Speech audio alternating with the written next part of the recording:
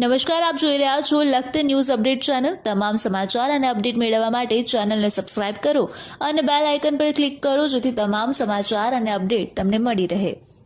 લખતર ગાંધી ચોકમાં આવેલ રામમહેલની અંદર રામ જન્મની હર્ષોલ્લાસ સાથે ઉજવણી કરવામાં આવી। મહિલાઓએ રામધૂમની રમઝટ બોલાવી અને ભગવાનની આરતીની અંદર ઉપસ્થિત મહિલાઓ અને શ્રદ્ધાળુ ભક્તજનો ધન્ય બન્યા।